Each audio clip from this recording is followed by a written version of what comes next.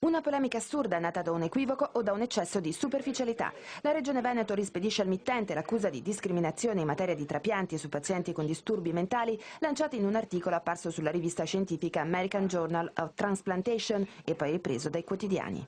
Nessuno è mai stato respinto, tantomeno i meno fortunati, sono stati seguiti tutti dalla nostra rete pubblica e tutti quanti, se Dio vuole, hanno avuto il loro trapianto nel minor tempo possibile e con il risultato migliore immaginabile.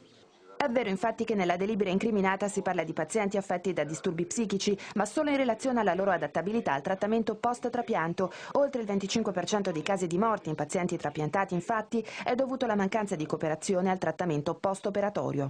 Non esiste alcun tipo di discrimine, anzi la delibera va nella direzione di mettere l'accento, di utilizzare tutti i presidi e tutti i supporti necessari perché tutti coloro i quali se ne possono poi realmente giovare ne abbiano un giovamento. Dal 2002 in Veneto sono stati effettuati 3.172 trapianti contro i 523 del Policlinico Gemelli di Roma, moltissimi su bambini e almeno 8 su adulti con gravi insufficienze mentali. Insomma, la nostra regione è una tra le più virtuose ed è importante ricordare che l'unico criterio con il quale si procede al trapianto è la gravità del malato.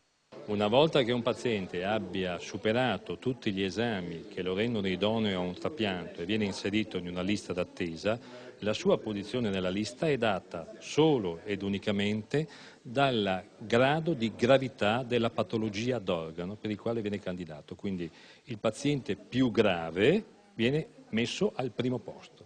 Ora la speranza è che la polemica divampata in questi giorni non produca diffidenza nei confronti della donazione. Io chiedo a tutti i veneti e a tutti quanti gli italiani di donare organi, di fare questo atto di grande generosità che è sempre e comunque a favore della vita. La vita è importante per tutti.